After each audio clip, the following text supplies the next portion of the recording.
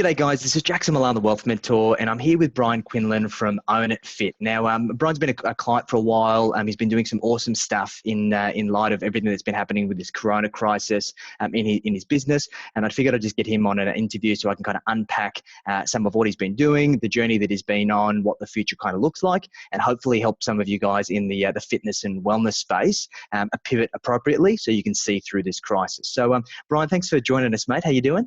Good, man. Thank you. Mate, so talk to us a little bit about your business. What's your story? So we've got two businesses. One is an outdoor fitness business. We've been doing it for about 8 years. We've got 7 different locations, or we had until this morning. And then we've got an indoor strength studio as well, which is coming up on 2 years open this week. Fantastic, mate. So talk to us about each of the businesses. What was the rationale between having both of the businesses, and what's the positioning in the marketplace? What's your kind of USP? So the outdoor one, it's typically ladies in their 30s and 40s that have that I guess are keen to get in shape and to have a sense of belonging and to actually get a little bit of me time first thing in the morning before their day kicks off. And they're people that used to be fit before or haven't trained at all in a long time, and then they're easing back into it, and they're looking for something that's nice and straightforward and not intimidating for them to get on about their fitness and kick some goals along the way. And it's, I guess, over time it turns more into a sense of belonging with the community as opposed to just going to train. Beautiful, mate. I think that's great. And then on the other side of the spectrum, we've got the strength and conditioning gym. Yeah, so we opened a strength gym with our business partner under a different name, under a different brand 2 years ago. The reason we did it under a different name is because Own It Fit is synonymous with outdoor training, and we didn't want people to be confused because the indoor training is very, very different in terms of what it offers and I guess how it all works. Outdoors, it's pretty challenging to do full-on strength training using the equipment that's there, whereas indoors, it's a lot easier to focus on the principles of strength training. Awesome, mate. Fantastic. And how's business been over the last 12 months prior to this whole Corona thing unfolding? The gym has gone from strength to strength as we went along. It was literally February was the best month that we've ever had, which was 4 weeks ago. And March will probably be a decent month overall because it was towards the end of March that the wheels fell off. The boot camp has been, I guess, a little bit rockier. Multiple reasons. We tried to expand too hard, too fast early last year, and we took on lots of additional headcount, and I guess didn't grow to match that. And then in March last year, my dad passed away, and it meant that the wheels came off from my ability to focus and concentrate.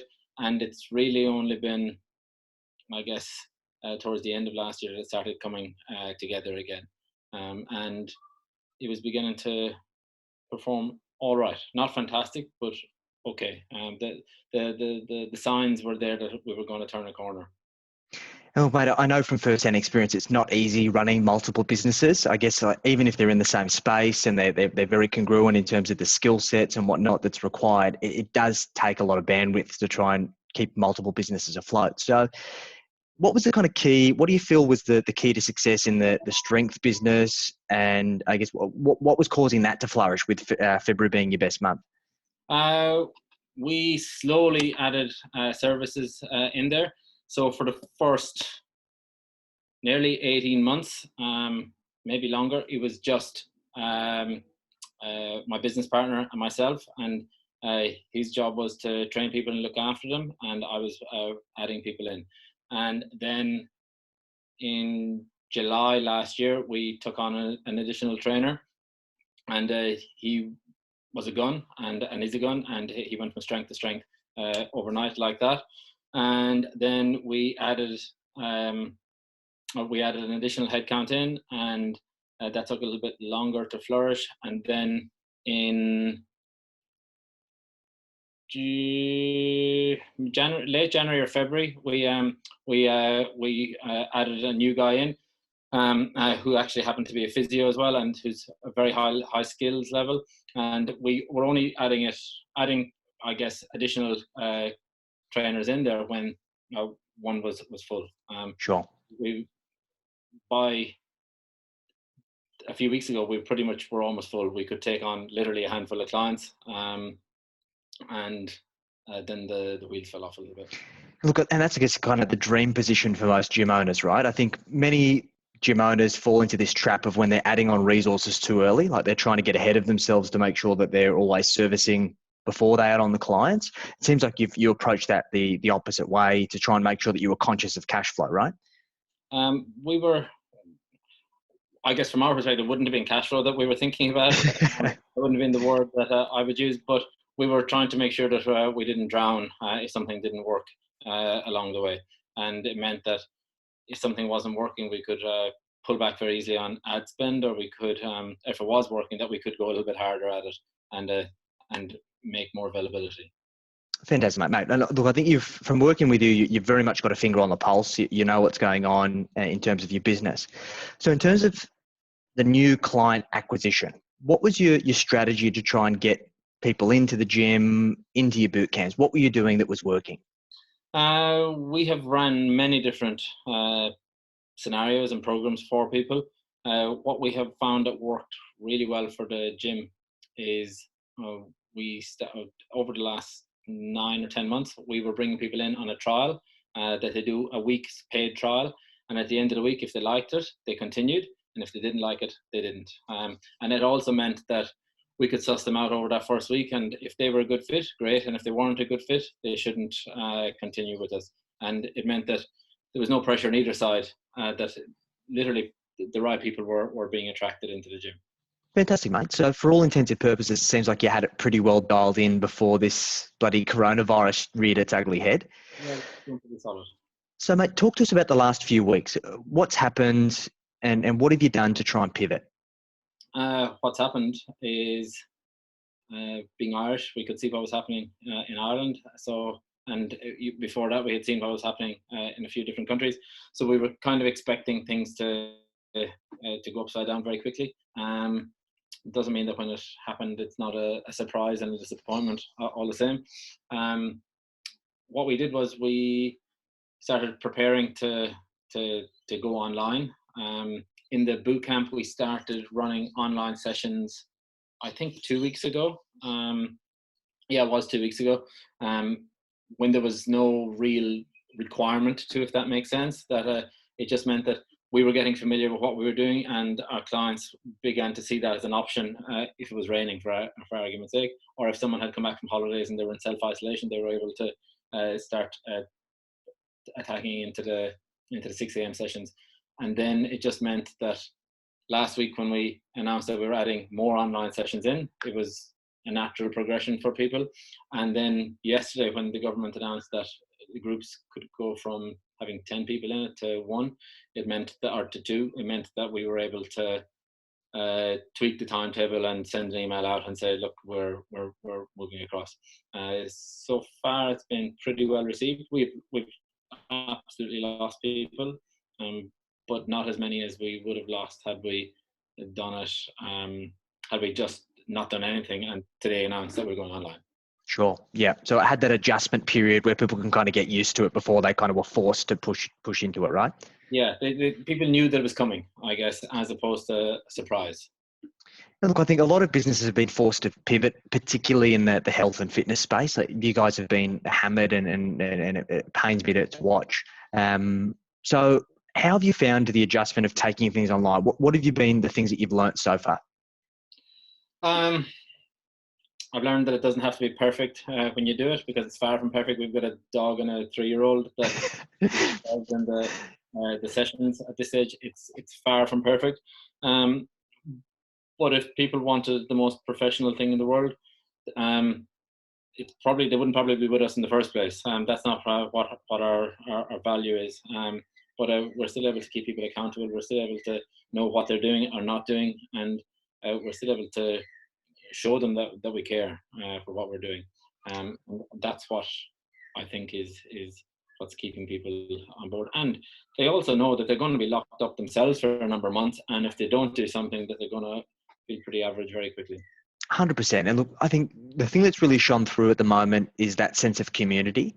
I've seen businesses like yours that have a phenomenal community. Like, it's funny, I saw some of the videos you posted up with Cooper, your son. He's just in front of the camera and he's carrying on. I was cracking up. But that's what you buy into, and that's part of the value proposition, right?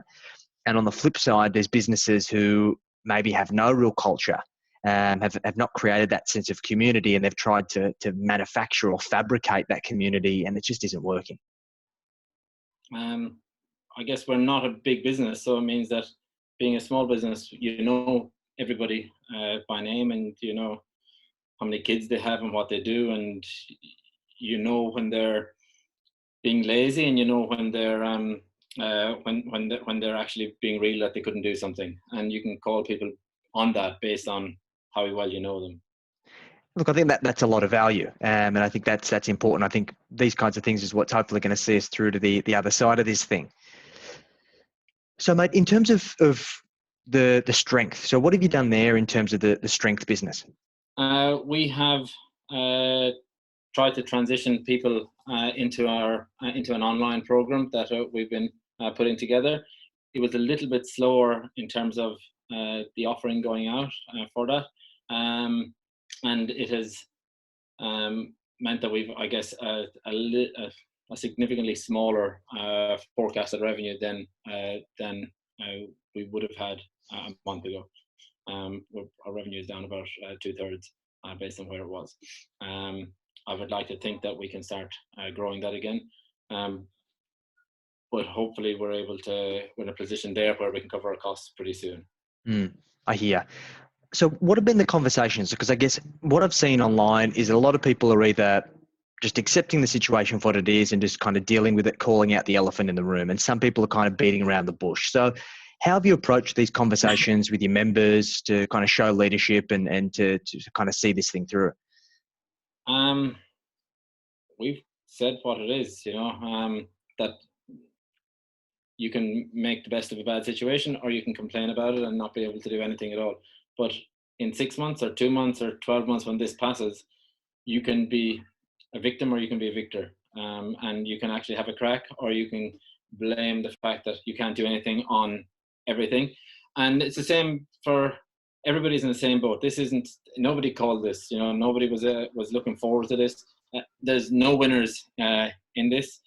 Literally everybody is affected in some way, shape or form. So everyone, it depends on your mindset, how you go about it. And of course, from my own personal thing, there's times that you struggle, and you are allowed to have a little pity party here and there, but it can't be how you go about everything, because if you do, everyone else is going to move on and you're going to be left behind. And man, we've been running this for 8 years. I can't allow it to disintegrate over the space of a few weeks.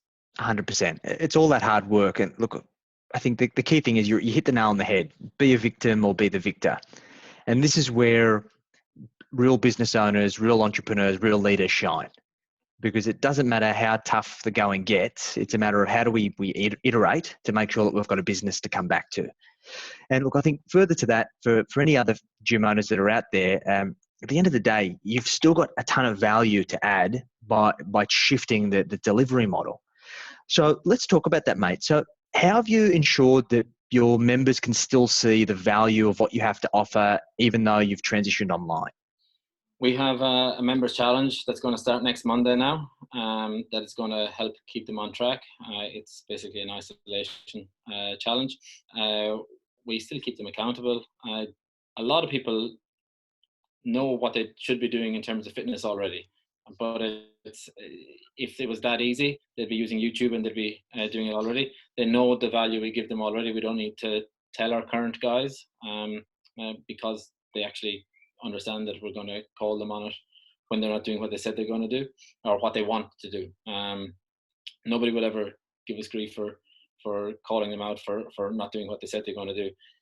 And a lot of people will appreciate that. In fact, we've had a couple of people that have moved away that since our posts over the last few days saying that we've gone online are now reaching back out, and they're going to be starting back up with us again. And I think that's the key part, right? Look, because the closest thing that I can relate this to is a situation of grief, right? The stages of grief. And I think people right now are just so panicked around what's going on, potentially losing their job. Maybe they're in their own business and they're uncertain, or they've already been impacted.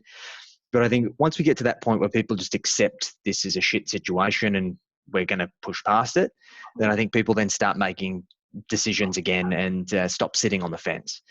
So with that being said, and I think you've been super active in terms of the content space, and I think you've shown a lot of leadership where I think many other people in your situation might have thrown up their hands and maybe had a little bit longer of a pity party. So what would be your advice to other gym owners and other fitness professionals at this time to kind of see this thing through? Oh, send me your list and I'll get in touch with them if you want. I'll include your email in the comments. But communicate with them. Tell them what you're going to do. We started the process of telling them what we were going to do, and then I fell into a little slump for a few days. They didn't need to know that. And then when I came back out of it, I got back in it. I think there was 3 days. I was communicating daily, and then there was 3 days that went by that I was struggling. I was lost, and then came out of it and communicated again that all guns were blazing and we were moving in the right direction. And there's plenty of slip-ups along the way, but I can be sure that if I don't try, there'll be nothing there. And if I do try, we actually have an opportunity, I would imagine, over the next couple of weeks that we'll start growing again. Phenomenal, mate. Fantastic. Great. So let's assume that we're having this conversation in 12 months' time. Where would you like the business to be back to, mate? We'll probably consolidate some of our locations. It's given us an opportunity to make some changes that we wouldn't have otherwise made, because our arm has been twisted, I guess, and forced into this. I'd love to be pushing an online program as probably our key program. So I'd like to think that is something that we will continue to do. It'll be interesting to see how it goes over the next 6 months once people are in 6 or 9 months' time when they have the option of going back outdoors. It may suit them a lot better to actually work out in their living room. I believe that people will still struggle to go and do their own workout even if you give it to them. And so I think the live session is a key for our demographic anyway. I don't know about other people's demographic. And I'd like to have a very efficient and small team running well. Awesome, mate. And look, I think although this is not a great situation for anyone, no one's immune to this. I think this situation is causing us all to iterate and optimize how we may have taken a few things for granted. So I think it's going to hopefully create a much better and bigger business for all of us moving forwards when the tides eventually turn, mate. So I appreciate you sharing your story, and hopefully this inspires other gym owners and other fitness professionals who maybe are a little bit down in the dumps, just to keep on fighting and to see this thing through, because the tides will eventually turn. Jackson. Mate, I appreciate you making the time. Guys, if you've got anything that you want to reach out to Brian, if you want to talk about what he does in the gym or the boot camp, if it's up your alley, then we'll include all of the details in the description. Otherwise, anything you need, feel free to reach out, and we'll chat to you all again soon. Thanks, mate. I appreciate it. Thanks, mate.